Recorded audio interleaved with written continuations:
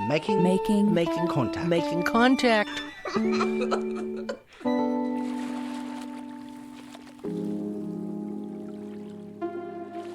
I'm Anita Johnson, and on today's Making Contact, we'd like to introduce you to Rachel Lamb and Jenny Sarno, artists who created Saltwater Soundwalk, an audio experience exploring the people, land, and waterways that define Seattle. Starting with you, Jenny, please introduce yourself to the listeners. Sure. Hi, I'm Jenny Sarno. I'm one of the creators of Saltwater Soundwalk, and I am an audio artist, producer, editor, educator living in Seattle on Coast Salish territory. And I guess a little bit more about me that informs my relationship to this place and to the piece is that I am something that, from my experience, are being a part of a diaspora community of Ashkenazi Jewish people, being a white person living in America, as well as being a parent of a 2.5-year-old and trying to work out how to raise someone with a good relationship to places we live in. My name is Rachel, and I'm the other creator.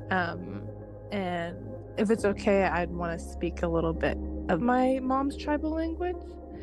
So, Lejili Dagwadoa, Jigaduagi, Jiu Ugama, Jiu Nega, Honolulu, Agua de Nai, Sial Tiguanasai, Nole Gea Nogu. I was born in Honolulu, which is Kanaka territory, and I grew up and I'm living right now in Salish territory like Jenny. Well, Rachel, tell us a bit more about Saltwater Soundwalk. What's the origin story? How did you all come together? And why was this an important story for you all to tell? Well, Jenny reached out to me to see if I wanted to work on the piece. And we met when I was in high school through a youth radio program at an NPR station in Seattle. And we both really like experimental audio projects that are maybe not everyone's cup of tea, but are just really fun to listen to for people that love sound. And so the project that she was describing sounded just absolutely amazing. And then because I work really closely with my tribe's language, I was really, really excited to be able to be part of a piece that could center language in a way. I felt like it would be really fun to work with language speakers in this area, not being native to Seattle, but having grown up here and having different family friends who I immediately thought of as people who could help advise where the piece should go. And Jenny? Yeah, Saltwater Soundwalk I describe it as an audio experience. It's intended to help listeners think about our relationships and responsibilities to the Salish Sea and other waterways. And it's something that you can listen to on site if you're in this area in Washington State, Seattle, Coast Salish territory, or it's something you can listen to online. I think one important thing to know about the piece is that it's not like a typical narrative story you might hear on like NPR or something like that. The way the story came about was, I would say, through relationships. It was definitely informed by relationships to the water itself. We really wanted this to sound watery and feel watery. And we traveled to different locations along the waters in this region to get recordings. And we also were lucky to receive recordings from people who've recorded fish and animals under the water. Rachel had reached out to a number of local tribes and specifically to people who were, language experts, history experts, and people sent in their own recordings that we then wove together through the piece. So some of the recordings we received were, one individual talking. Some of them were one person interviewing another person. It was just a pretty wide variety of recordings. We started in 2020, like a little bit before all of this, lockdown and everything went down. And then, of course, there were many delays as a result. But yeah, it was a long process. I could definitely imagine that it was a long process, considering everything that happened in 2020 and beyond. Throughout our conversation today, you've been saying Coast Salish, but is that the only language that was being spoken? Are there multiple languages that were included in the piece? How does it vary? And then also maybe tell us a bit about the Native people that are specific to the region, this area. So there's a couple of different languages being spoken in the piece because there's people speaking from a couple different tribes. So some of the languages are Tuladuk and Lushootseed and Tulashootseed. And as far as like some words to set up the history of the place, Seattle's an interesting place because Seattle is named after Chief Seattle. But Native people, when the city was built, weren't allowed to be in it after dark. So it's a place that is seemingly really connected with Native people, but at the same time has doesn't want really anything to do with them. And there's lots of things in Seattle that are very Native-esque when there's still the city and the history of the city kind of pushes it away, which I think is something that everyone talks about in the piece. So I think that if there was some words to set up the Native history in Seattle, it would just be that it's this push and pull of Seattle elevating Native voices, but not always in an honest way, I guess. Well, thank you both, Jenny and Rachel. Now for the rest of today's show, we're going to share a part of Saltwater Soundwalk with you, the listening family of Making Contact. This is how Rachel and Jenny wove together recordings they collected with Native languages, water sounds, and conversations. Here's an excerpt of their piece exploring the stories and voices of Indigenous Coast Salish people, the Salish Sea, and connecting waters.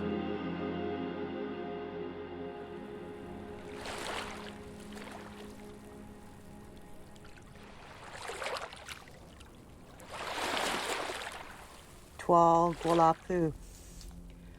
Gwalapu Daishet.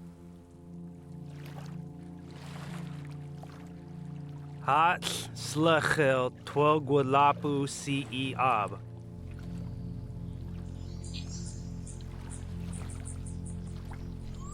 Yayus, workman. Yayus Kibsta. Michelle Miles Seeds Dot. Archie Cantrell Tid Stat. Randy Purser Smith Seed Stat. Subachud, Ladine Johnson. Close Conaway, Owen Nekadim.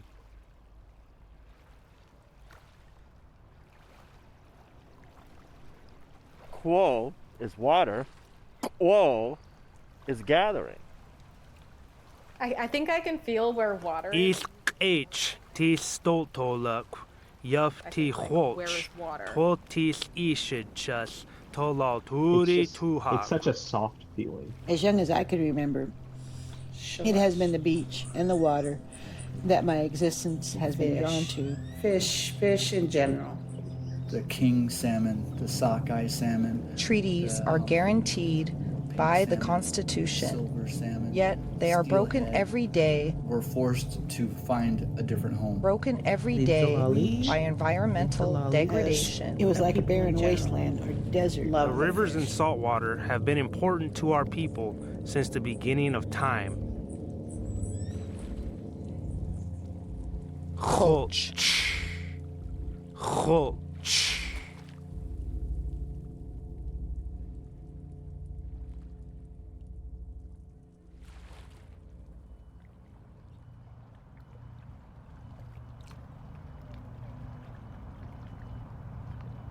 Chahwadko. Chahwadko. Chahwadko. Hit the water.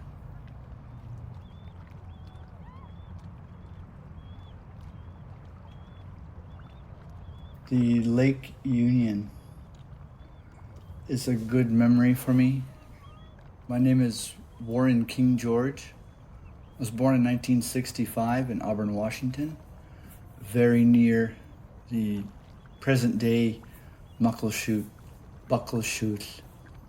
Reservation.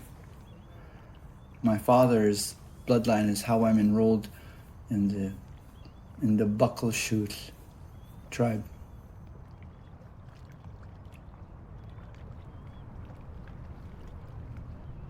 Gasworks Park is a great park for a lot of people. Most people who visit the park, I don't think they have any idea of the traditional history and the traditional value of that area, of that banks of the Lake Union. Gasworks Park is a great park for a lot of people, and the last time I was there, I got to fish that water with my sister Leanne, who carries the traditional name Sualit. And we got to fish together. We fished for sockeye. We got to exercise a treaty right. Sockeye salmon, tsawad is the way you can say that in Lushootseed. You know, it's rare that we get a treaty sockeye fishery. Tsawad. And we fished in Lake Union. Lake Union falls within the usual and custom area of the Muckleshoot Indian tribe.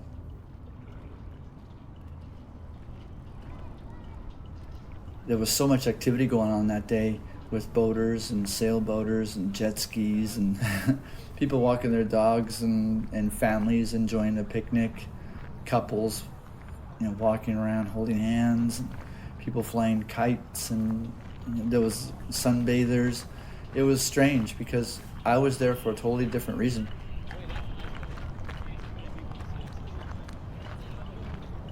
The place that my sister and I fished was very near Chahwadko. It was just east of Chahwadko.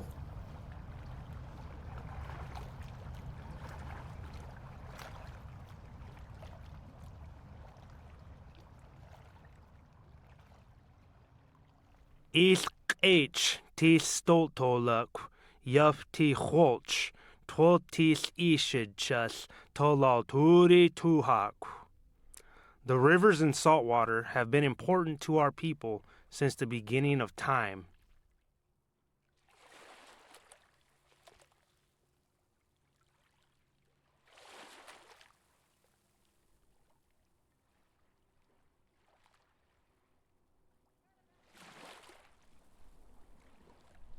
Yayus, workman. Yayus Tibsta, workman is my name.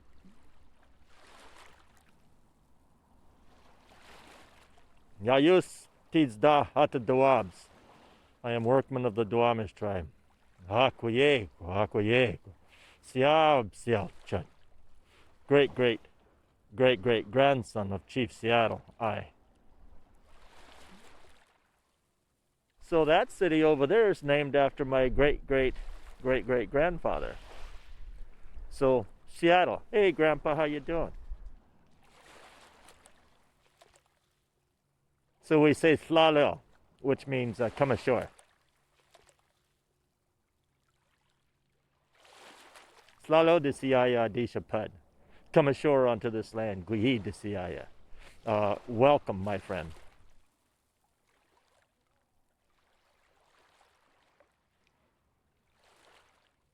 And that generally is enough. And people go, okay, the Duwamish said we can be here. And so we all have a good time. But we also do the same thing when we're on somebody else's land. We recognize that that's their land. Those are their people, ancient people in the ground. And they've been there for a long time. And you just can't, be trespassing. You have to ask for permission.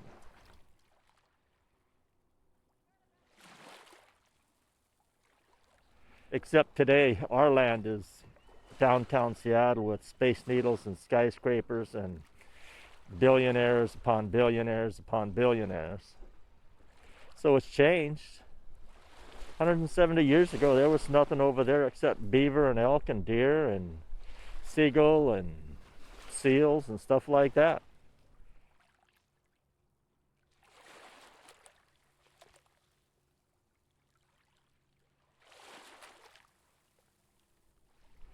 But here we are. It's a wonderful day.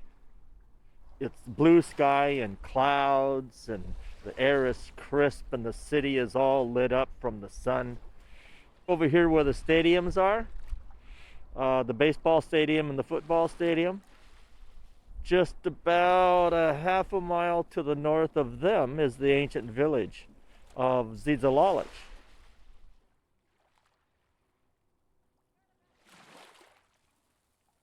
Our names are about places.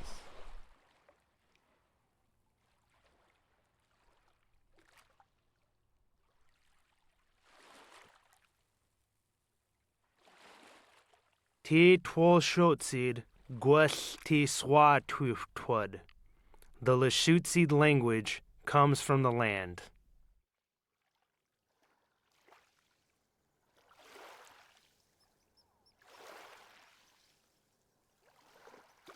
Duflelop,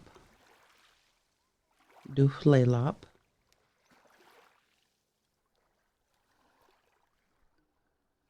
Duflelop is a very ancient name, a prehistoric name.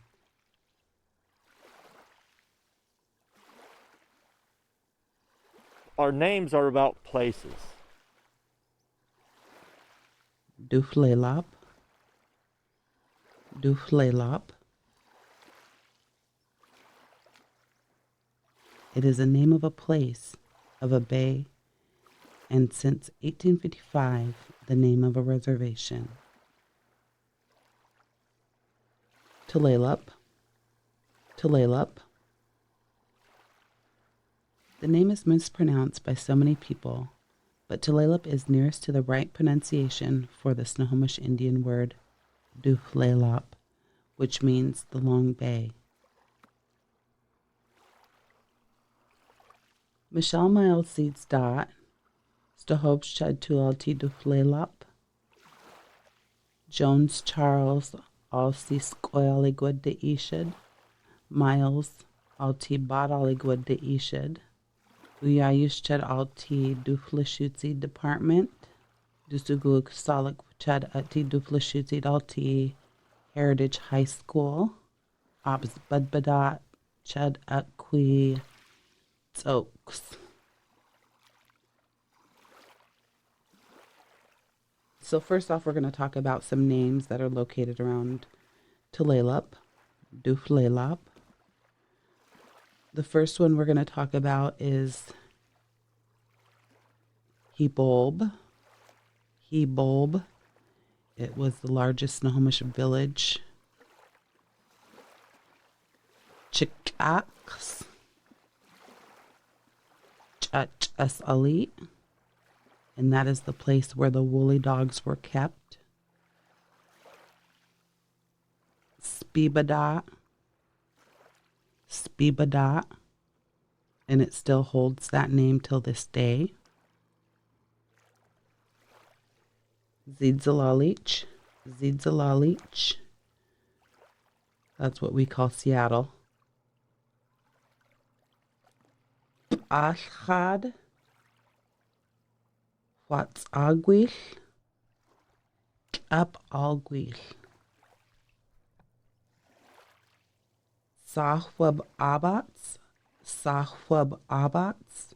In Lashutzi, it means a place where jumping occurred. Nowadays, there are a number of houseboats that are moored along this waterfront, and so that's located near Gasworks Park. Sklap, Sklap, Stakshad. So what's fascinating about all these land formations, you have to think back that when our people were naming these places in Lachute, there were no planes at that time. Our people had to walk, travel by canoe, and for them to name all these locations around Washington State, all through Seattle, all the way up until you get to Canada, is amazing.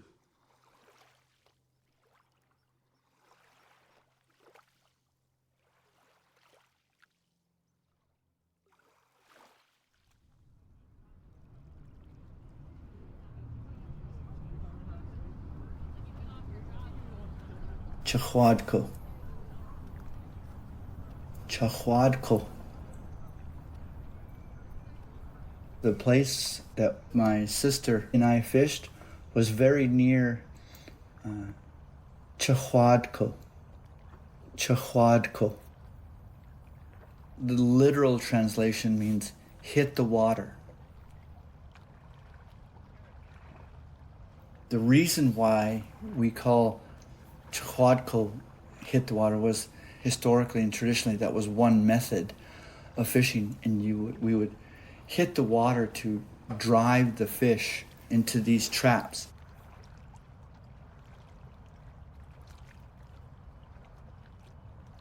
We were fishing very nearby. Chachwadko hit the water. That was an old fishing site, an old village site.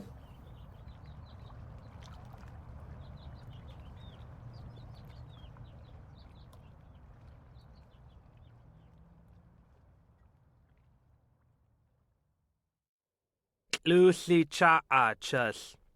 We fish with nets. Lu Osis just Quigueduck. We dive for gooey duck.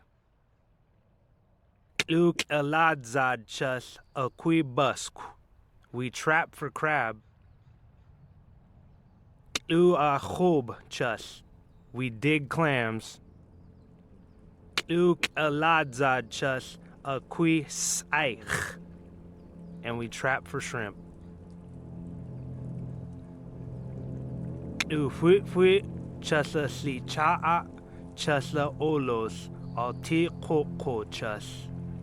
We continue to gather, fish, and travel by water in our traditional waterways. I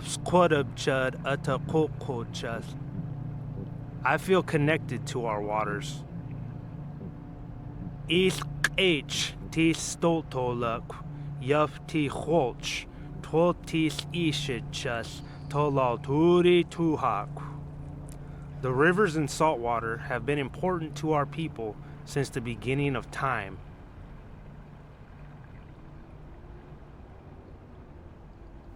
It is a water that supports all the life we seek to support and feed our families.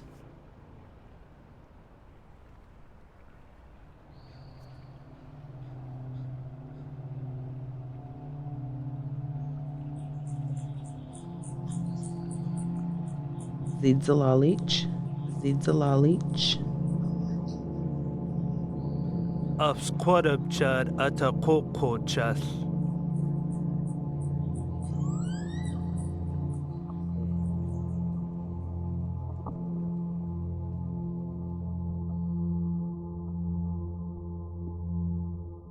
I think I can feel where water is. I use it to orient myself. Once I feel where is water, I can then figure out where I am. Hi, my name is Ryan Feddersen. I'm a visual artist based in Tacoma, Washington. I'm also a member of the Confederated Tribes of the Colville Reservation, descended from the Okanagan and Arrow Lakes bands. Water, when it's alive, is continuously moving. And I'd like to pose that water and bodies of water have inherent rights, as all life does. When we do not treat those bodies of water respectfully, and when we act destructively, we are violating their rights to live. So let's see. Here's what we've gone to in the past 24 hours or so. Yeah, we had a spill from a garbage truck. And what happened was the contents of the garbage truck caught on fire, and the garbage truck had to dump its load in the street. There was a spill of sewage. We had another garbage truck this morning spill a bunch of antifreeze, and we had a diesel spill at an intersection. When I show up to some of this stuff and I'm like, oh no, I don't want to touch this. My name's Eric Autry. I'm a senior environmental compliance inspector, and I'm the lead of Seattle Public Utilities Spill Response Program. Our motto is only rain down the drain. You know, my whole job is to make sure that pollution isn't getting into the water through the stormwater system.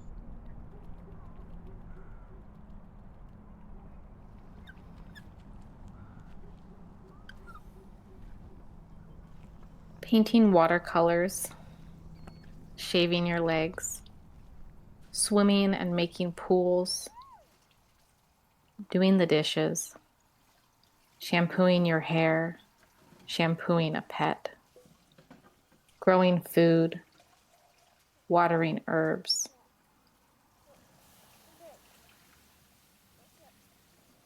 These are all very mundane things that we do. But as banal as these tasks are, they're possible through us having access to and consuming this clean water.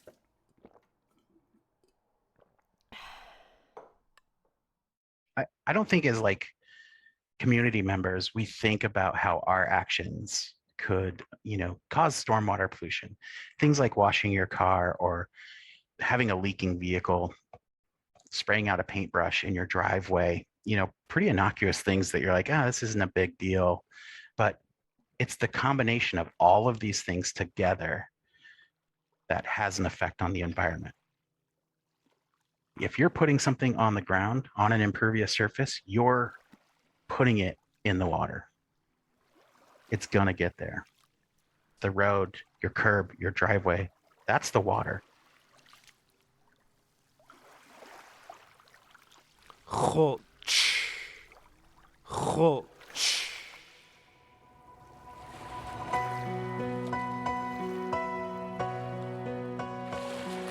We just listened to an excerpt from Saltwater Soundwalk, produced by Jenny Sarno and Rachel Lamb.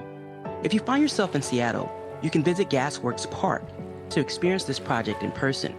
Again, thank you both to Jenny and Rachel for that amazing story. To find out more about Saltwater Soundwalk or listen to the full 55-minute audio story, go to saltwatersoundwalk.net or check out our website at radioproject.org.